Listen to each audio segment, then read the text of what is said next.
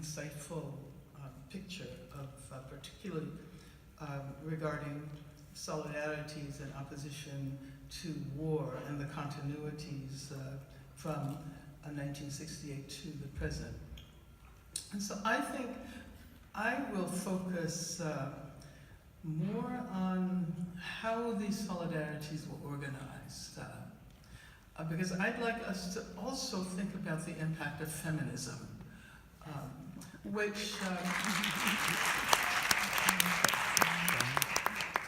during the era of the 60s, 1968, and around that period, there were a lot of gender struggles over gender that were unfolding within these organizations that helped to produce these, massive demonstrations of solidarity. At that particular time, the struggles were largely over who did the work and who constituted the public face of the movements. And you know who did the work. Who's always done the work, right? And you know those who were the public, who constituted the public face of the movement. So I'd like to see where we are today in conjunction with those sometimes largely invisible struggles that were happening within organizations. I mentioned that I was a member of SNCC. SNCC in Los Angeles ended up being dismantled precisely as a result of the fact that the women refused to simply be the ones who did the invisible work, and the men were the ones who were always the speakers at press conferences and at rallies. We did the housework of the movement. So I would like to think that there's a continuity with the insistence today that we think about organizing and leadership differently. That we don't have to rely on the old masculinist models based on individual charisma, based on a kind of individualism that precisely replicates the neoliberal approach.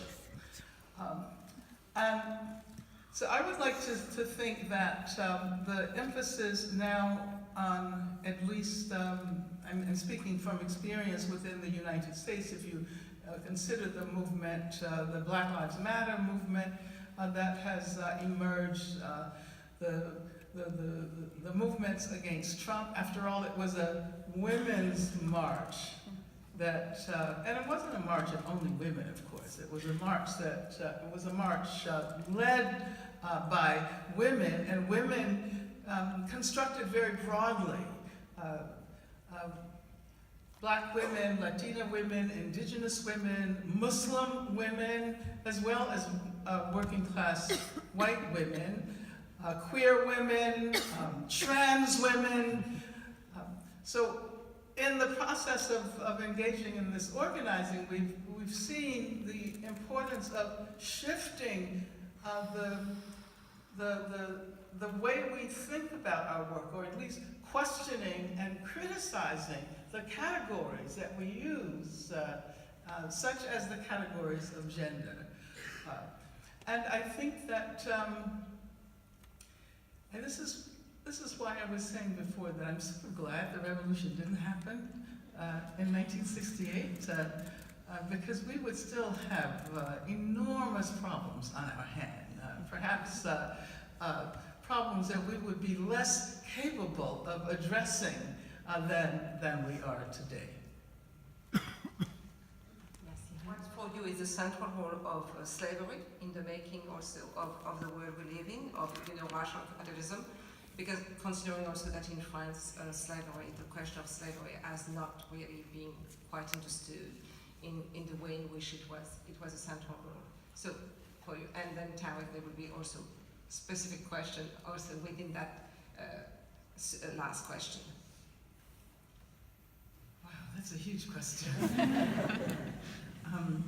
But first, I think I may have either misspoken myself. I was listening to the translation, and when I was saying that the Women's March wasn't only for women, I meant that people who didn't identify as women were fully embraced within the march. And the second point I wanted to make was that our understanding of the category women in Women's March was a capacious understanding, that it wasn't the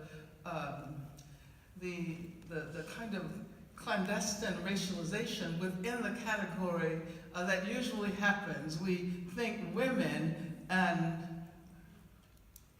it applies primarily to white women. Right? So I was saying that the march represented an interesting engagement with the category of women. Now, you know, I really don't know how 68 could have turned differently. I mean, I think that is, you know, Tariq was speaking about the amazing solidarities that were generated against the war in Vietnam, and you know, I'm not a person who likes to be inspired by nostalgia, but sometimes I find myself wanting that kind of solidarity again. You know, wanting that sense of closeness with people whom I never had a chance to meet and probably never would have a chance to meet.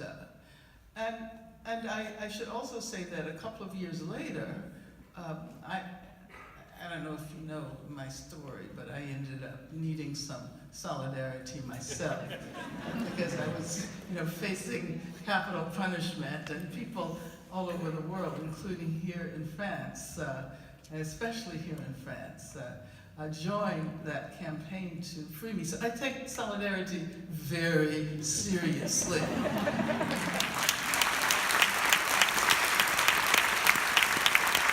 Because I know I would not be sitting here this evening if it were not for the production of those global solidarities. And I think that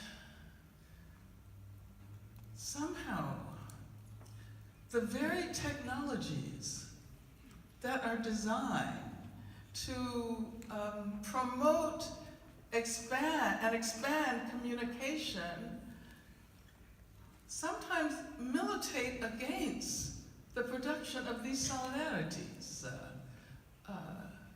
You know, I'm not criticizing social media because I said sometimes if we had access to social media during that period, we probably would have made the revolution. But I think that in the meantime, our understandings of what it is we're trying to challenge, and our imaginations of what it is we think we want have become a lot more complicated and a lot richer.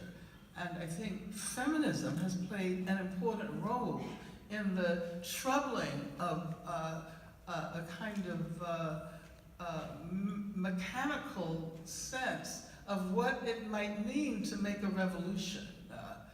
Feminism has encouraged us. When I say feminism, I know I'm using a singular category, but I think about it as very heterogeneous, and I'm thinking about a particular kinds of feminisms: anti-capitalist feminisms, Marxist-inflected feminisms, anti-racist feminisms.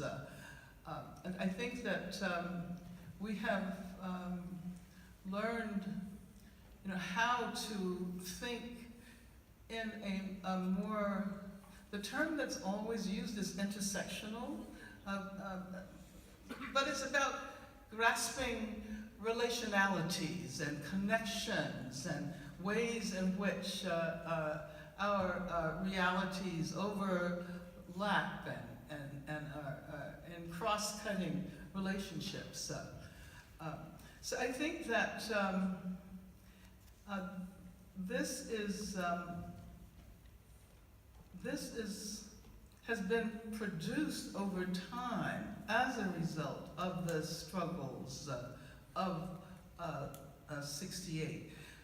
1968 was considered to be, or the period of the 60s, the emergence of what was called the women's liberation movement, and what came to be called feminism. But then, of course, in 1968, the Third World Women's Alliance, I'm speaking about the U.S., was founded, and the Third World Women's Alliance had as its slogans anti-imperialism, anti-racism, and anti-sexism. So you already had then, in 1968, this sense of what has come to be called intersectionality. Abolition feminism is a term that many of us use who think that mainstream feminisms have been largely carceral feminisms. That is to say, a dependence on state repression, on the repressive apparatus to guarantee women's rights. So gender violence viewed as only being resisted through the police and prisons. So that abolition feminism is elaborated against what we call carceral feminism. And it reflects the work that has been done over the years, to answer your question about slavery, regarding the continuities between the punishment systems of slavery and the current prison industrial complex, which recapitulates those systems of punishment as it reflects how racism is used in the era of global capitalism. And I'll say just one final thing. I think I've gone over my time, but I think that had we taken more seriously the role of capitalism in producing these exploitations and repressions, that we would have understood that we not only needed to build a movement against the prison industrial complex, which we did, and we not only needed to build a movement in defense of immigrant rights, which we didn't do as well, but we would have understood that the same conditions that produce the need for many people to leave their homeland because of the ways in which capitalist corporations were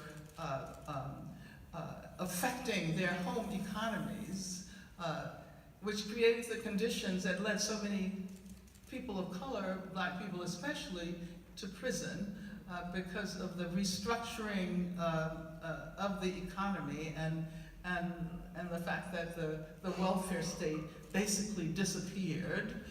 But at the same time, poor white people, or working class white people, who, we haven't mentioned Trump, or maybe I haven't mentioned his name, whom Trump depended on as his primary source of support, that their problems emanated precisely from the impact of global capitalism. So we would have understood the intersectionality of those struggles, and perhaps would have had a different organizing practice, a feminist organizing practice that might have prevented the election of Trump.